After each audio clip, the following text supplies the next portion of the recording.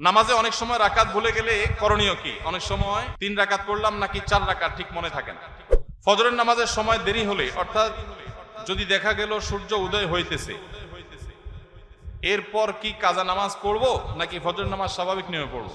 সূর্য উঠছে এরকম অবস্থা নামাজ পড়া জায়েজ নাই, হারাম। সূর্য যখন উঠে, যদি আপনি ফজরের নামাজ পড়তে পারেন না, কোনোদিন হঠাৎ হয়ে গেছে, অ্যালার্ম বাজছে, খবর নাই, এত বেশি ঘুম আসছে, কালেভদ্রে হতে পারে, ডেইলি এরকম হইলে জায়েজ হবে না, গুনাহগার হবেন। হঠাৎ হয়েছে একদিন, অনেকদিন পরে হতে পারে, এরকম যদি হয় সূর্য উঠে গেছে, এদিকে আপনার ফজর নামাজ পড়া হয়নি, তাহলে আপনি সূর্য উঠতেছে ওই টাইমে নামাজ পড়বেন না। তাহলে কি করবেন? সূর্য উঠার 15-20 মিনিট পর অপেক্ষা করে তারপরে ফজর নামাজ আপনি আদায় করবেন।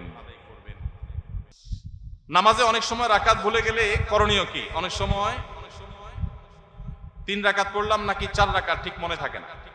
নামাজে রাকাত সংখ্যা নিয়ে যদি আমাদের সমস্যা হয়, এই সমস্যা তো প্রায় হয়, তাই না? আজকাল যে পরিমাণ দুনিয়ার ধান্দা, নামাজের রাকাতের হিসাব মনে থাকে না। তো রাকাত সংখ্যা নিয়ে যদি আমার ঝামেলা হয়, মনে না থাকে, তাহলে আমি কি করব?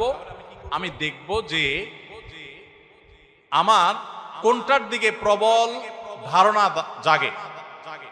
3 রাকাত আর 4 রাকাত দুইটা নিয়ে সন্দেহ হচ্ছে, আমার বেশিরভাগ মনে হচ্ছে 4 রাকাত, তাহলে আলহামদুলিল্লাহ 4 রাকাতই আমি ধরে নিব।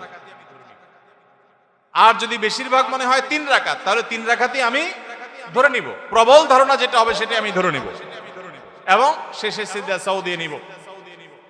আর যদি আমার 3 এবং 4 এর মাঝখানে আমি দাঁড়ায় থাকি, 50-50, 3 এর দিকেও মন আগায় না, 4 এর দিকেও মন আগায় না, 2 এর দিকেও মন আগায় না, আবার 3 এর দিকেও মন আগায় না, এরকম যদি হয় তাহলে কমটা ধরে নিব।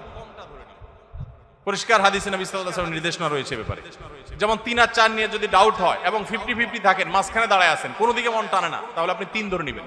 3 ধরে নামাজ শেষ করবেন, শেষে সিজদা সাউ দিয়ে দিবেন, বাস নামাজ হয়ে যাবে ইনশাআল্লাহ।